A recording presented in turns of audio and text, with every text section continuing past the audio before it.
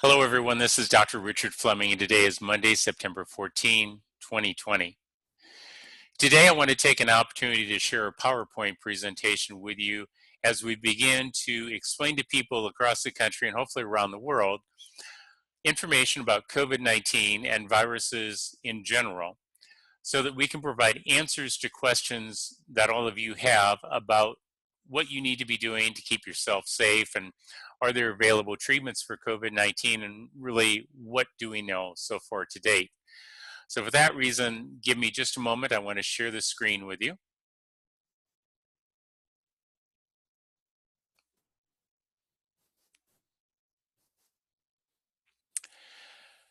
This is the front cover of the book. It's called Unmasking COVID, and that of course is myself. COVID-19 is not the first thing that I've done research on. It is actually quite down along the line of approximately 52 years worth of research that began way back in 1964 when I entered 7th grade. I know there's a lot of people that have real interest in where all of that research came from and that doctorate training. So you can see that there for yourselves. My career began back in 7th grade and then eventually transitioned to my involvement with the American Heart Association and other research that I did in the late 70s regarding the breakdown products of shale oil and its effect on tetrahydropyriformis, as well as some other research projects done in anxiety and avoidance reduction work and major psychology laboratory with my original mentor, Dr. Gordon Harrington, when I was head of the rat lab there. I went to medical school with a year of research from 81 to 86, including the period of time when HIV first came into existence clinically and we became aware of it.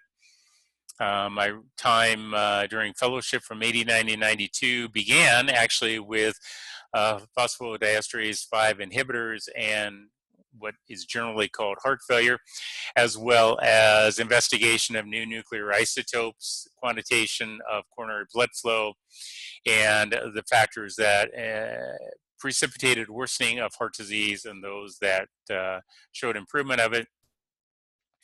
That was followed by further investigation of that over a several year period of time, including preparation for and eventually nuclear cardiology boards when they first came out, investigating all these different isotopes.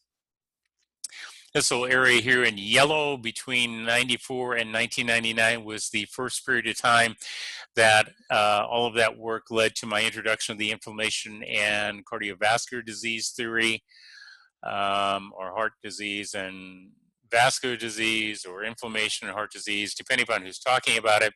First presented at American Heart in 1994 and then 1995, finally in a textbook, cardiology textbook in 99, followed by some further work in the early 2000-2003 era, where there were several papers that we published looking at bacterial infections and the role that they played as an infectious agent into worsening heart disease and cancer and what needed to be done to treat those. I did spend a brief period of time with involvement investigating medical facilities with the U.S. government and providing feedback for the care provided to veterans. From 1999 to 2020, I spent a huge amount of time further quantifying and patenting FMT-VDM to provide better measurements of actual changes in regional blood flow and metabolism, differentiating different levels of heart disease and cancers. And that has eventually led itself to 2020, where the use of all of this prior information came to fruition as we began to ask questions about how COVID-19 could possibly be treated and how we would measure that treatment to determine if what we thought was right was correct or not. This is a rather elaborate diagram, is one of the figures that was in the critical cardiology textbook from 1999. It looks at inflammation and cardiovascular disease, and it includes both the role of white blood cells here and here, as well as blood clotting and complement cascade involved in infectious processes, including bacteria and viruses. There's some oxidative damage consequences talked about over here, and the whole thing put together explains how a variety of different factors, 12 at that point in time, explained why individuals would or would not have an inflammatory thrombotic response to something going on in the body. In brief, we did talk about this in 2004. 2020 was kind enough to do a program with the introduction of this book called Stop Inflammation Now, which was a book that I wrote explaining these 12 factors. And while many people have expressed that they understand what inflammation and cardiovascular disease is and how it plays a role, intriguingly enough, this role right down here, number 11, infection, and this could be viruses, bacteria, fungi, or a variety of other infectious agents, play a role to varying degrees depending upon how many of these other factors are actually going on. And it's these other factors that are associated with the comorbidities that have increased inflammation already geared up in the human body, accounting for coronary artery disease and obesity and cancers. Again, this is an exercise primarily and obesity issue, certain growth factors and cytokines related to cancers, complement cascade infections, and direct physical damage that can actually happen to you either due to an injury that you sustain, or even sometimes the medical procedures that physicians like myself do, not intentionally, but there are consequences. I mean, a coronary arteriogram or cardiac catheterization, depending upon who's using the term, has a 1 in 1,000 chance of having producing a heart attack or a stroke the day of or the day following, and it has nothing to do with the fact that anything's been done wrong, but simply the manipulation occurring within the blood vessel. And those are the numbers that are nationally in good hands of individuals. It is simply the consequence of some direct physical harm happening to the blood vessel. Unmasking CoViD is broken down into 7 chapters and 7 appendices, where we really look at the process of explaining COVID-19 to you and how this virus gets into the body and uses human cells to reproduce itself and why that's problematic. We take a brief history of other infectious diseases that have occurred with similar consequences. We talk about just basically common sense things that you should already know about. We talk about testing. Everybody is familiar with PCR testing, these nasal swabs. This is really the antigen testing, looking for information that the virus is present. Many of you are probably aware of the antibody testing that's been talked about, that's being looked for in individuals with vaccine trials. And then there's tissue testing, and there's really 2 ways to do tissue testing. One is to actually go into the lungs and take out samples of tissue, and the other one is to do FMT-VDM. Which I'll show you some examples of. That's the patent that we're talking about. And then a substantial chapter talking about the treatment, and not only treatment of the virus, but the inflammatory thrombotic response, who should be vaccinated, and some of the changes that are quite necessary now. I think it's obvious, given the way that everybody has responded to this virus. Questions need to be answered as to how to respond to future pandemics or just endemics, infections, and the appropriate way for helping people with that. And then the appendices relate to all that material there. The purpose is to simply talk about viruses and COVID-19 and treatment, and provide you with the type of knowledge and understanding you need to replace the fear that's going on, because I think this fear has not been helpful as everybody is trying to sort out the details of this pandemic. The same information that's in this book is essentially, although a more sophisticated level, understandably has been used to propose treatment regimens for COVID-19, treatment for both the virus and the immune response. But I think you'll find that this book does a very thorough job of explaining things that you need to do, and it clarifies a lot of mistakes that are made even in medical care by a lot of clinicians currently, and will be helpful not only for you, but I think the medical community as well. Well, you're all aware of this, and this is one of the things I talk about. These nasal swabs for the antigen testing should be pushed straight in.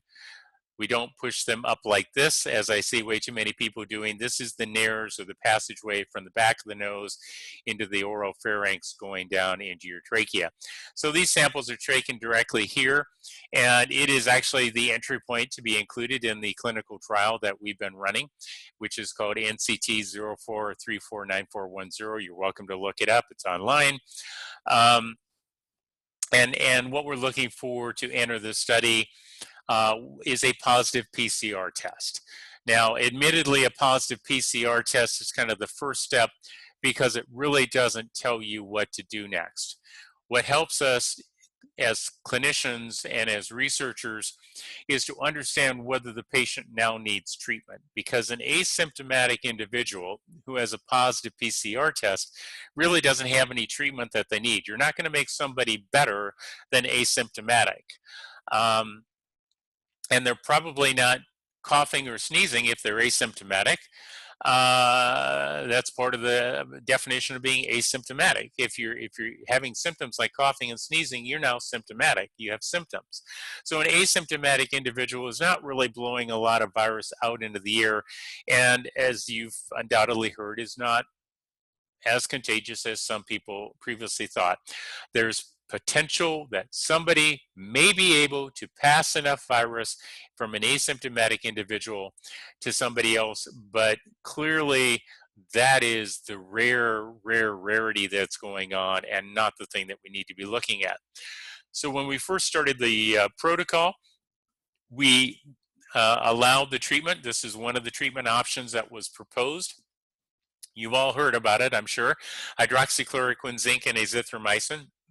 We didn't just pick this because people said it was a good idea. We picked this because there was reason to believe that this combination might interfere with the virus being able to attach itself and to make more of itself or to replicate itself. So hydroxychloroquine is known to do this by a variety of pathways. It interferes with the binding of COVID-19 by S protein. It also has some impact on sialic acid, which is another binding site very close to the ACE receptor that the S protein binds to. Hydroxychloroquine also interferes with blood clotting associated with the virus or anything by interfering with glycoprotein 2B3A. It slightly increases the pH inside the cytosols, which are inside cells, which are where the virus tries to get to remove its outer envelope so that it can release its genetic material into the cell for replication. It increases the introduction of zinc through the zinc ionophore, so the zinc can come in and interfere with the replication. And I know there's something else. There's actually 5 different things that hydroxychloroquine does, but we'll move on to zinc, which is encouraged to enter the cell through the zinc ionophore, which means an ion passage, and zinc is an ion. It's double charged. And the ability of zinc is to interfere with COVID-19 is the ability to interfere with the replication of the virus, and also help with something called P53, which is part of the genome of the cells responsible for controlling infection and also involved in cancer. Azithromycin, sometimes called Z-Pak, there's an actual trade name for this, is an antibiotic, but it's not really being given as an antibiotic. Now, some people talk about using azithromycin for purposes of preventing a secondary infection.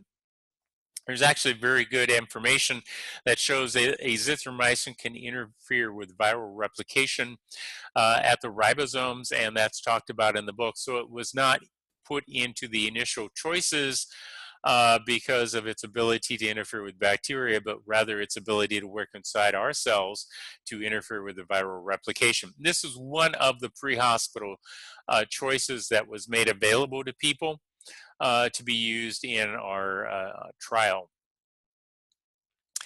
And clearly, a lot of people failed. A lot of people didn't end up in the hospital, but a lot of people did progress to hospitalization.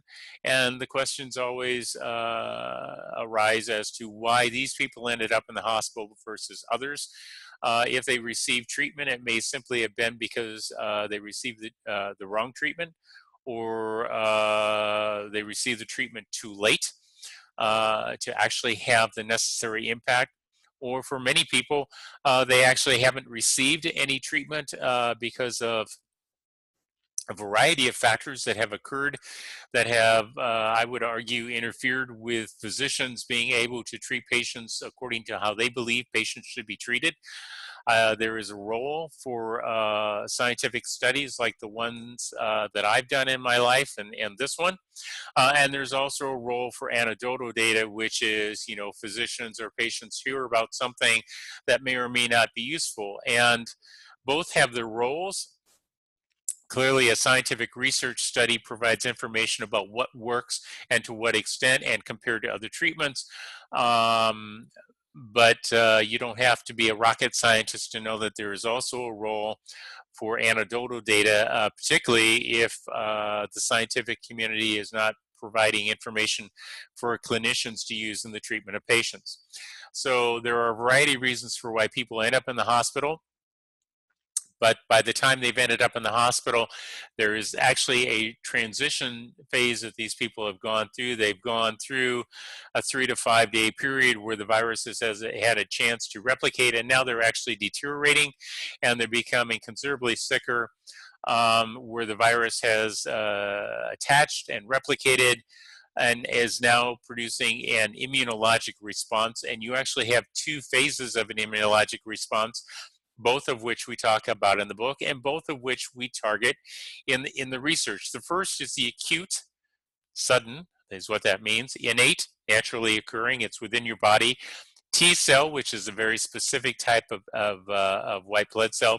Cytotoxic, because it's responsible for killing with the cell's response. So the acute innate T cell cytotoxic response. And this is the response that is geared up by interferon and other chemical mediators in the body that are responding to the virus and is trying to kill the virus. It's trying to punch holes in the cells and kill the cells that have the virus, so the viruses can't reproduce themselves. They're trying to form blood clots to kill off the blood supply to the virus, to the cells being used by the virus in an effort to stop the infection. That, unfortunately, is the actual cause for why many people come into the hospital, which is a shortness of breath. And once this inflammation occurs, it builds up in the lungs and it makes it difficult for people to get oxygen into the body and carbon dioxide out. And as a result, there's a problem with what's called oxygenation. And you heard about this right up front when we talked about the number of ventilators. Unfortunately, the way ventilators are typically used and the way they need to be used for this type of patient are two completely different settings. And so the settings that were used in many of these patients were used for individuals who didn't have this inflammation in their lungs, which is called acute respiratory distress syndrome, or the acronym is ARDS.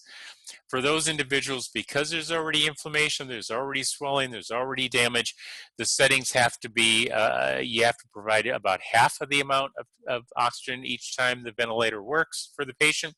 And of course, that's problematic because the people then aren't getting rid of as much carbon dioxide as they want to, and they want to breathe faster. So the early studies in the early 2000s showed how to handle this quite nicely.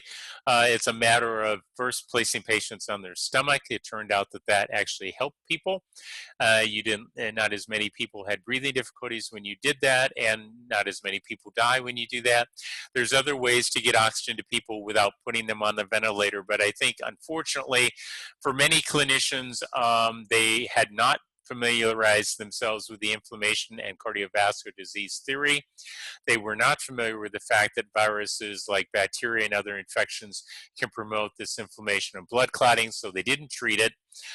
They had not read the material on how to actually treat patients with ventilator settings and other alternatives, which are used in our study protocol to provide oxygen to the blood without putting people on ventilators. And because of that, more harm was caused than good, unfortunately, and hundreds of thousands of people around the world have died, not just in the United States, but around the world. This wasn't a failure of the medical system in the US, this was a failure of medicine across the board to be unfamiliar with the inflammation and cardiovascular disease theory as they should have been, and to be unfamiliar with the setting of the ventilators. And these were not unknown topics. This was, I mean, this stuff was talked about in major journals and major conferences, and the inflammation cardiovascular disease theory was even mentioned on 2020 and 2004. So it's unimaginable that people didn't have a better understanding of this, but they clearly didn't, and there have been bad outcomes as a result. And then later, later adaptive antibody response occurs at about 7 to 10 days. This is something that's only seen in the higher level animals, not in the lower invertebrate type animals. And this is where the antibodies tend to occur. And again, there's other chemicals that are released at the same time, having the same damaging effect on the cells that are infected, as well as surrounding tissue, producing more inflammation and more clotting. So with all of this, you really have to raise the question of how can we address these questions. We've seen that PCR testing is useful to tell you that somebody's been infected, but it doesn't tell you how bad the infection is. Antibody testing can give you some insight into whether people have formed antibodies, but that means they've already gone through this latter stage here. And so the real question becomes, how can we answer these questions? And we're really left with two approaches. We can either get tissue and look at the tissue, which can either be done by sticking a needle in somebody's chest or going through the lungs to do what's called a bronchoalveolar lavage, which is where we go in to the airways of the lungs with a long tube that we can see and flush fluid in and out, take it in and out so we can suck it out, aspiration. Bronchoalveolar lavage. Lavage is flushing and aspirating back the fluid, so we can look at that under the microscope, and that takes a while. Or we can use FMTBDM, which is a patented method that I developed after looking at a number of tests that had failed in cardiology and oncology. And the acronym FMTBDM for the Fleming method for tissue and vascular differentiation and metabolism, using same state singular sequential quantification comparisons, a rather long name, so it's acronymed FMTBDM, allows us to do a series of steps that enhances blood delivery to areas that have more blood flow than areas that have less blood flow.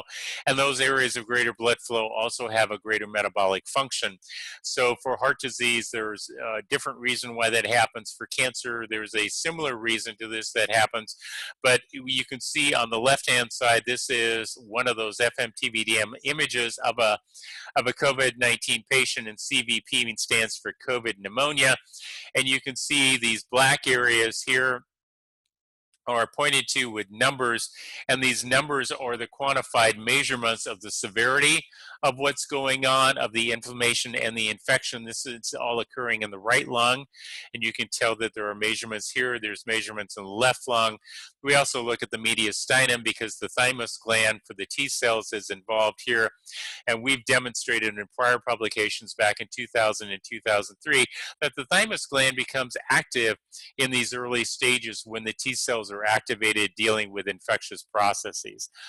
These quantitative numbers can actually be mapped out, and we've also published this, looking at what happens for these numbers in metabolically inert or dead tissue or calcium tissues in normal tissue, and during the early and latter stages of inflammatory changes. And in the cancer arena, these are the initial stages that cells go through as they then become cancer, with greater and greater metabolic activities and greater regional blood flow difference.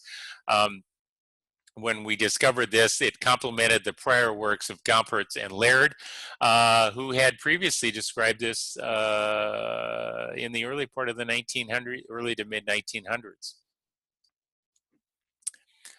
So how can we measure the problem? Well, we take the individuals and and this can be done with any type of nuclear camera. It's tailored based upon what you're looking for, in this case, COVID-19, the type of nuclear camera the facilities have, what isotopes they use, and what enhancing agents. And once that's done, the actual fundamental blueprint to explain to each one of these institutions involved on how to look for COVID-19 inflammation and infection can be provided, and they can be trained. As you saw here, we just had the areas highlighted in the numbers, but we actually look at these maximal counts, and we look at how much variability there is. And that type of information not only tells you what's going on, but how tissue is changing, how it's transitioning, and that we can compare with the variants. And that's beyond the scope of the book or this presentation, but both values have to be used to provide the information. And we couple that with other tests, other blood tests, and that are typically done looking for white blood cells, the absolute counts, absolute lymphocyte counts, the platelets, any other abnormal white blood cell counts. Ferritin and interleukin-6 are two markers of an increased immunologic response. Some people would call that cytokine release syndrome or cytokine storm. The differentiation that I use here, however, is that cytokine storm is the body's response to our treating it with a chemotherapeutic agent, causing the body to respond defensively. In this case, it's not cytokine storm. It is actually an immune response that is geared up and problematic in people that have comorbidities because their immune systems are already geared up, more so than people that have no comorbidities, and the individuals that are immune naive, so they have an impaired control mechanism for that immune response. So they tend to get out of balance, particularly with COVID-19, although we now know that about 12% of influenza A patients have blood clots that cause heart attacks, what I call myocardial infarctions.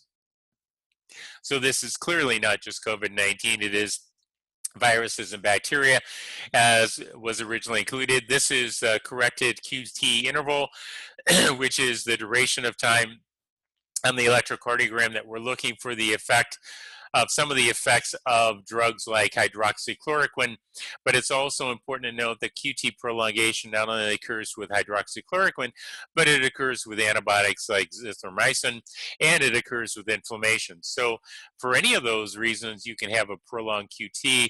This becomes problematic when you have a rhythm called torsade de poids, which, despite all the talk in the medical literature about consequences for hydroxychloroquine, there's been no reporting that I've seen of actually torsade de poids. And then we also look for other things like serum creatinine, kidney function.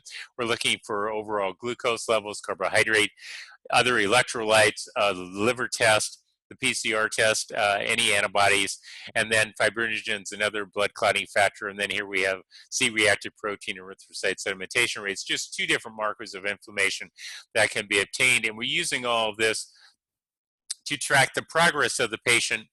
And once we've got all that initial information, the blood can be drawn and the FMTBDM done, then patients were assigned one of a variety of treatment algorithms. And I think if you look at most of the NCT, National Clinical Trials, that have been listed, there's thousands of them now, most people will look at one drug. They'll look at hydroxychloroquine, or they'll look at remdesivir, or they'll look at convalescent plasma with the antibodies from people who've recovered. And to me, that is that, you know, every one of these studies takes a significant amount of time to actually do. And if you're only going to get the result of one drug treatment when we're not certain which one of these drug treatments should work, it made more sense to me to actually begin a treatment trial to look across the board and start getting as much information as rapidly as possible. And so our NCT 04349410 was put together by myself to be completely different. This is immune support, and everything in here is either related to immune response or the response needed to treat any of the drugs that we're looking at down here, so that we could continue to treat people without having to stop drug treatment simply because we'd forgotten a step. So every one of these were provided to patients. It also seemed unconscionable to me that we have airway breathing problems and we would not be treating these patients with the same type of drugs that we would treat any other patient with asthma or COPD or difficulty breathing. And so everybody in this received medications called Atrovent to dilate or relax the airways to improve the flow of oxygen and air in and out of the patient. Now, we didn't use drugs that also stimulated the heart rate because we weren't trying to improve the heart rate. We were trying to just simply improve airway flow. So Atrovent was provided and given every 4 hours. This is a team effort. This is not just physicians like myself or somebody else treating a patient, or nuclear medicine techs doing the imaging, or the nurses taking care of the patients, or the respiratory tech working with the ventilators. But this is a team effort designed to bring everybody to the table to take care of the patient. And so it's an all hands on deck, if you will, but team approaches tend to work much better than single individual approaches, and this really required everybody to work together as a team. You can see that hydroxychloroquine was provided in 4 of the different treatment arms, but we changed this to either be hydroxychloroquine and azithromycin, or a different antibiotic, doxycycline, or another antibiotic, clindamycin or cliacin, because all of these have had some beneficial effects on the ribosomes and translational production of proteins for these viruses, and there's data to show that they each have work in different viruses. Clindamycin then was also included with these other treatment arms, which looked at another, I guess for lack of a better term, anti-malarial, which is Primaquine, because it too has been shown to be effective as an anti-malarial, but also as an antiviral. And you'll see that in the book as we talk about it. And then we also included what I considered a higher dose hydroxychloroquine, which is, we don't know unless we look if there is some massive difference in these levels of how much hydroxychloroquine is given to a person, and if the initial loading dose, which is greater here on the first day, is critical to clamping down on the viral replication and controlling it. So that was available. Remdesivir also, which is a prodrug that has to be converted in the body before it can be used to try to trick the virus to bring it up into the place of the virus replicating itself to replace the adenosine that normally would be there to produce a faulty adenosine compound. And then tocilizumab, which is an interleukin-6 inhibitor. That was the 5th thing I was trying to think of with hydroxychloroquine. Hydroxychloroquine also downregulates the TOL7 receptor and therefore reduces the inflammation in the cell. So tocilizumab was also one of the treatment arms to interfere with interleukin-6 and cut down on the inflammation. Methylprednisolone, you've all seen now some of the results of studies that have come out. The problem with steroids like methylprednisolone is you have to remember that too much of it can actually completely shut down the immune system, and it can shut everything away from antibody production. So you can actually do some harm if you're not careful. And of course, that's why it was included. And then interferon alpha 2B to beta, which we've now used in 2 different forms. Nebulizer, again, put the drug right where it needs to be in the lungs. Interferons receive their name interferon, a drug that interferes with something, and in this case, it interferes with viruses replicating themselves. So particularly in the significant in that initial acute phase innate T cell cytotoxic response. And then losartan raised some questions that I couldn't ignore, given some of the previous studies that have looked at viruses with this angiotensin receptor blocker. Initially up front, there was a lot of controversy about whether these medications actually made the virus worse, and the ACE2 angiotensin receptor 2 blockers, or the angiotensin receptor blockers themselves, made the virus worse, promoting more receptors and greater uptake of the virus, so more replication. And it turned out that that was not the case. And then last but not least was the plasma transfusions, which is kind of a last-ditch effort, which says you failed, and now you're just trying to borrow from somebody else's success to treat the virus. The complications here are the fact that, once an antibody is used up, it's gone. It's not being remade by the by the patient. And those antibodies also have what's called Fc receptors, which activate the complement cascade and much of the clotting abnormalities that are associated with diseases like COVID-19. And so then those treatments would be given for 3 days, and they would be measured. And this is a nice example over here of, this is an example of a case that we just submitted for publication. Of somebody who came in and they had been treated by their physician outside with zinc and hydroxychloroquine. And this was an older Cuban gentleman who was overweight. So elderly and overweight were the only two more comorbidities he had. He didn't have other diseases like diabetes or cancer or heart disease that anybody knew of. He was short of breath, had some diminution in his smell, and was fatigued.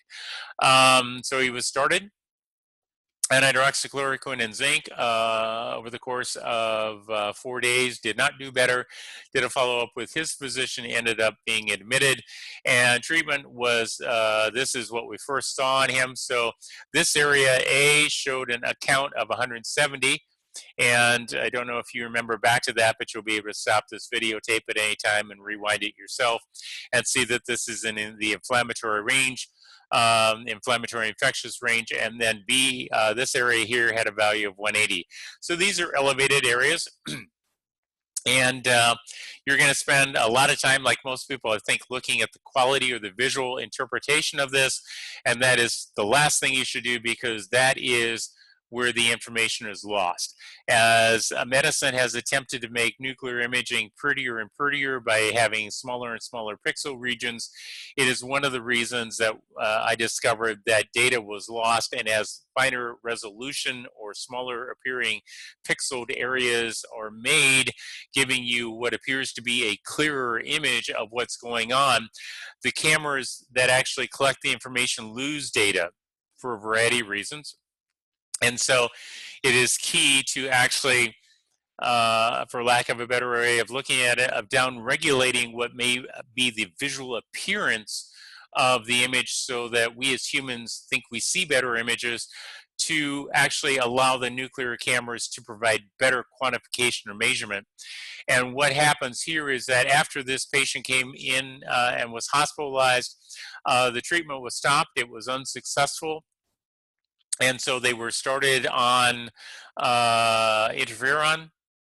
They were started on tocilizumab, so interferon and interleukin-6 inhibitor. They were then also started on the Atrovent for the bronchodilation effect to improve their breathing.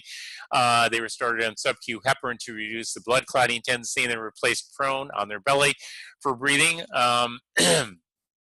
Over the first 2 days, they became better symptomatically. They were less short of breath. It was finally possible to flip them over to their back to place them supine, and they continued to tolerate that well. 3 days later, FMT-BDM was repeated.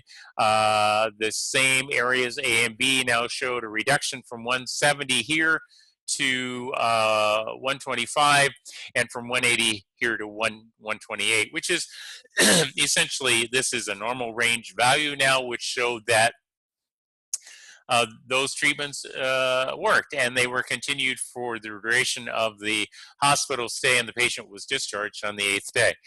So that allowed us to know that the treatment is working, and that's critical, because if the treatment works, then that allows us to know that we should stay with that treatment. If the treatment doesn't work and the patient actually gets worse, or the FMT-VDM gets worse, we know we need to change treatment. If the treatment didn't make the patient better but didn't make them worse, you actually don't know if the treatment at that point, or the FMT-VDM doesn't change, you don't know if that treatment is then actually keeping them from getting worse. So they are kept on that patient, that treatment, and additional treatment is then added in with the presumption that you don't want to discontinue something that may be at least holding their own, but you clearly need to make some progress here, because, you know, as you could see from that timetable I gave you, 7 to 10 days now says it's time for antibody production and more inflammatory thrombotic responses. And the longer they're in the hospital, the longer they are on a ventilator, the worse outcomes we have seen across the board, not only for us, but everybody that I've talked to, both in the United States and in other centers around the world where we're using this to investigate the outcome treatments. This has been successful enough that we actually, my recommendation for people now, for pre-hospital symptomatic individuals that are suspected of PCR, so they come in, they're symptomatic. Again, I don't know why you're getting one of these tests if you're asymptomatic, because you're not going to be started on a treatment, and you're really not contagious to people unless you are right in their face, forcefully blowing through your nose to try to get virus out to these people, and they are trying to suck that up into their lungs. I just, you know, I haven't seen a report yet of an asymptomatic patient that is, you know, the equivalent of typhoid Mary, now spreading this virus around, causing harm. And in lack of that, there's no conceivable reason for doing PCR testing in asymptomatic individuals, or considering them transmitting virus from one person to another.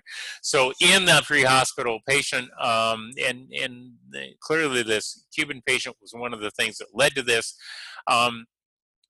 I do recommend for people that, for these symptomatic pre-hospital patients that you're doing a nasal swab on, rather than wait, you know, however many days it's going to take for this PCR test to come back, that treatment for infectious diseases need to begin sooner than later. We talk about this in the book, and so the regimen that I propose that people follow as they're treating patients are the hydroxychloroquine, although you can see this is a much lower dose than we had started off with. You're clearly not going to be sending everybody home with nebulizers so they can get nebulizer treatments. They're really not trained on how to use a nebulizer, but we want them to be using this interferon nasal spray in each nostril twice a day. Zinc, you don't need nearly as much of this as people think, because the real significant change in the amount of zinc inside the cell occurs after hydroxychloroquine has opened up the zinc ionophore. And you can thank the people at the University of Oklahoma for discovering that, because they did a lot of work with cancer prior to COVID-19 appearing on the scene. Magnesium 400 milligrams, again, I'm using that. Its major advantage here is to try to reduce problems with QT prolongation, either from hydroxychloroquine or from the inflammation, and to reduce the likelihood of a torsade de poids rhythm disturbance occurring. Aspirin is the very simple way of trying to reduce blood clotting by inhibition of platelet thromboxane A2. And you can either use a baby aspirin, 80 milligrams to 325 milligram aspirin. I'm not sure in cardiology we still have a good handle on what the dose is to treat for patients that are prone to myocardial infarctions, or what you refer to as a heart attack. And then azithromycin, because it's fairly easy, fairly compliant, absent stomach irritation in some individuals. And azithromycin is given for 5 days, but I recommend the others for a full 7-day cycle. You know, most viral infections are 7 to 10 days, and I want to carry this out through that 7 to 10 day antibody production period of our immune system, to try to calm down the antibody and the complement cascade and blood clotting that's associated with that. And we've now moved to the stage where, instead of just putting this out there for individuals in the NCT trial, that we've opened this up to clinicians on the internet by making them somewhat aware of that. The knowledge that we've acquired from this clinical protocol trial has allowed us to find what the treatment recommendations are that we have in the pre-hospital setting. As you can see, this is very consistent with what I just described for people coming in to see their physicians, and to provide immune support, and to consider the use of, I've actually moved this up since even the introduction of this slide, into utilization for people that are possible. There are some indications where people shouldn't have these drugs, and clinicians need to be aware of their patients and make decisions that, oh, this is a patient that cannot have hydroxychloroquine, or this is a patient that cannot be on interferon, for a variety of medical problems, which your physician needs to be aware of prior to prescribing these. Upon hospitalization, the testing needs to be done immediately with FMT-VDM and blood work, and then initiate treatment. Again, testing includes electrocardiograms, and I prefer that these be done on a daily basis to monitor that QT interval and anything else going on, and to measure the blood tests that are associated with this clotting, and then also to not merely leave the patient in a bed. I mean, we have known for half a century that just simply leaving patients in bed and leaving them immobile is a setup for blood clotting and fatigue and weakness of the person. So if it's nothing more than putting them at the bedside, I encourage that. I also think that it's absolutely ridiculous that we have kept family members out from being at the patient's bedside. They do, as family members and friends do, at least as much for the patient as we do in the hospital, and they spend more time with the patient, and that social support and construct is critical. And if you don't think so, just look at the people that are being discharged from the hospital in tears because they haven't seen family members for a long time. This is not just something that should be saved for those that have the money and the wherewithal to get inside the hospital. This should be for every patient that's in there. And then the treatment for the initial inflammatory thrombotic response needs to be started. And I showed you those in those drug treatment protocols, including they need to be on Atrovent inhalers to open the airways, considering the use of primaquine, tocilizumab, interferon, or remdesivir. If these have not already been started, which I would trust that they have not, many of them at least, in the outpatient setting, because many of these are IV drugs or nebulizer drugs to be delivered at this stage, and then to look at the oxygen status and methods that are available. And everybody should not be on a ventilator. If they are, they need to be on a lower tidal volume. But there are prone settings and BiPAP and increased oxygenation, not only with additional just nasal prongs and BiPAP, but VV and VA, extracorporeal membrane oxygenation, where the blood is oxygenized outside the body. and then to follow up that treatment in 3 days, because this is clearly a critical time. 3 to 5 days are going to have the initial acute immune response with inflammation and thrombosis, and 7 to 10 days they're going to kick in the antibody response with more inflammation and thrombosis. And this is something that has demonstrated time and time again, like every infection, that we need to get on top of this sooner. We need objective measurements for doing this. FMTVDM is the only objective, non-invasive way of measuring this without being wrong. You're welcome to do bronchoalveolar lavages and tissue samples, but frankly, most people are not having any of these tests done, and the patients are just going on and on and on and on through their hospital time without dramatic changes in treatment. And this is what, behind the 8 ball is the analogy that people use. You know, when you get too far behind an infectious process, you have set yourself up to lose. And this has been repeated over and over and over again. Again, I've placed some of this protocol for the pre-hospital out there on the internet, calling for physicians to participate in what I call COVID Independence Day. I think we've had enough of this virus, and I would like to see us begin to investigate on October 1 the systematic approach by clinicians all over the world of treating their patients with that pre-hospital protocol of hydroxychloroquine and interferon and zinc and magnesium and aspirin and